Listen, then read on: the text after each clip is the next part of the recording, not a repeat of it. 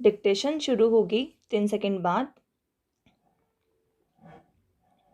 अध्यक्ष महोदय, सबसे पहले मैं अपने माननीय कार्यकारी पार्षद महोदय का, जिन्होंने बजट भाषण दिया है और अपनी नीतियों की घोषणा की है, उसके बारे में उनको हृदय से बधाई देना चाहती हूँ।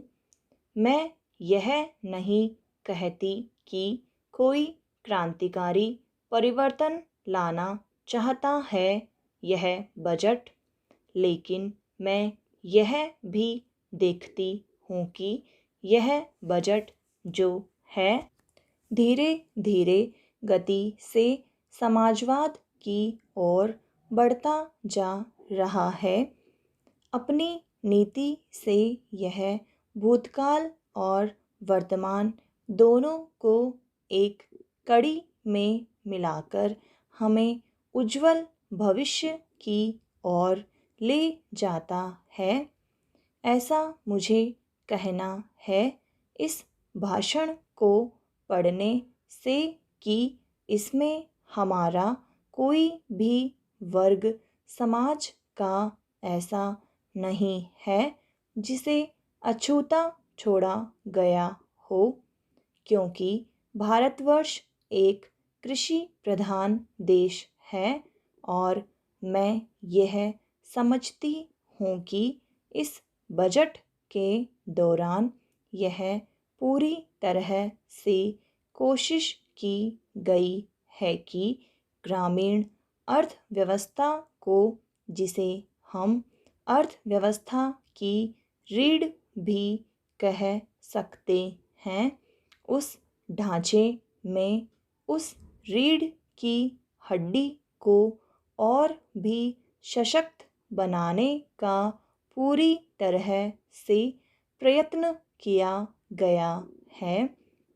हमारे ग्रामीण भाइयों के लिए जो कोशिश की गई है इस बजट के अंतर्गत, वह है उनको सिंचाई के लिए कुएं, गाँवों में उनके लिए पक्की सड़कें, जिससे उनके खेत और घर दिल्ली के साथ जोड़ने की कोशिश की गई है। जितनी भी इसमें व्यवस्था की गई है उससे ग्रामीण भाइयों को बड़ी भारी सहायता मिलेगी। उसके अतिरिक्त ग्रामोद्योग के द्वारा जो रोजगारी का प्रबंध किया गया है उससे भी ग्रामीण अर्थव्यवस्था को एक बहुत बड़ी सहायता मिलेगी।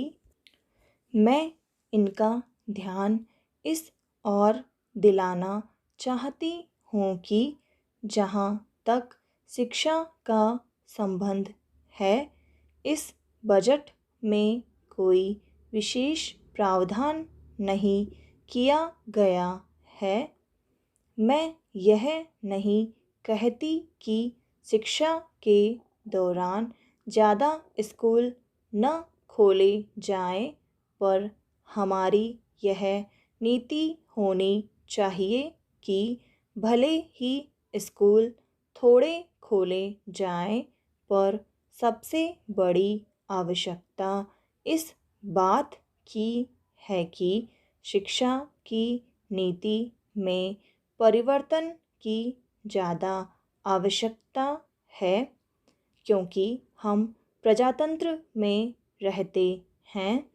प्रजातंत्र को अगर हमें सफल बनाना है तो सबसे पहले हमें ऐसे नागरिक चाहिए जिन्हें अपने अधिकारों और अपने कर्तव्यों का भली भांति ज्ञान हो।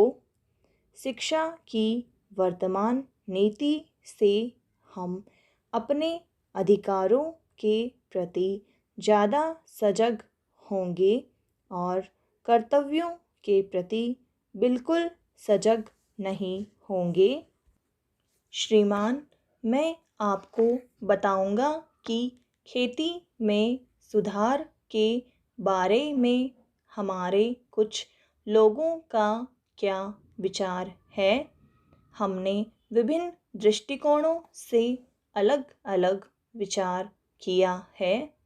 विशेष रूप से सबसे ऊंची सीमा बांधने तथा सहकार के प्रश्न पर, किंतु हम अनुभव करने लग गए हैं कि दोनों का आपस में गहरा संबंध है। अगर हमारे देश में बड़े बड़े फार्म होते तो यह कल्पना की जा सकती है, भले ही आप इससे सहमत न हों, कि उनका कार्य संचालन दक्षता से होता और उत्पादन भी बहुत बढ़ सकता और साथ ही साथ आधुनिक तौर तरीकों का विस्तार हो सकता। भारत की मूल समस्या यह है कि यहाँ जोत की भूमि छोटी है और टुकड़ों में बंटी है। साधारण तौर पर मैं कहूँ कि यह 1, 2 या 3 एकड़ है।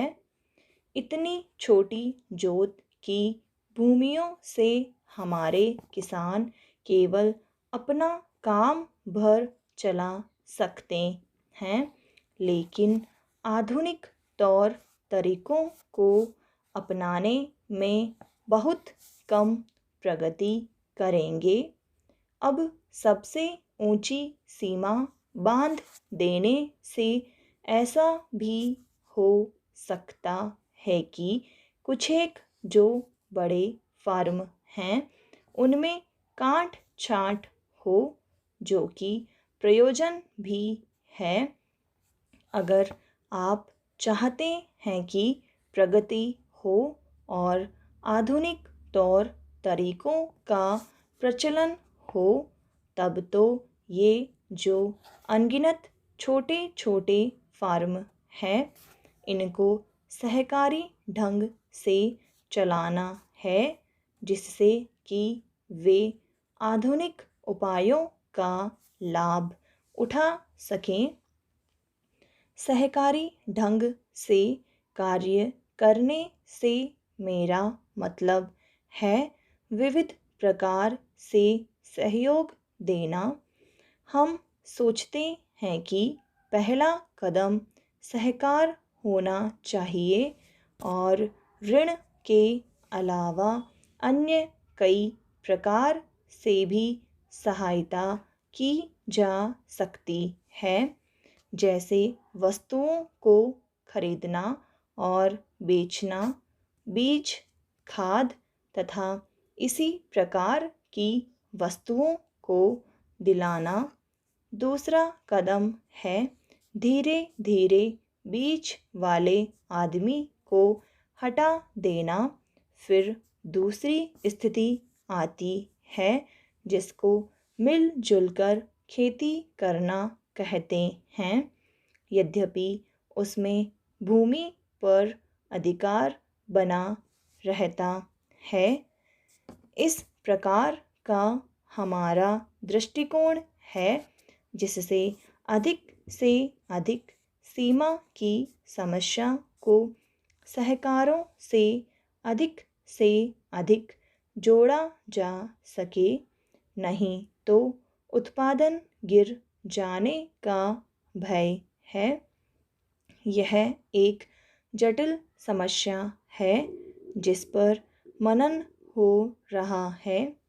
सहकार से मेरा मतलब एक गांव के सहकार से है और ज़्यादा से ज़्यादा 2-3 गांव का सहकार भी हो सकता है, यदि वे निकट से संबंधित हैं।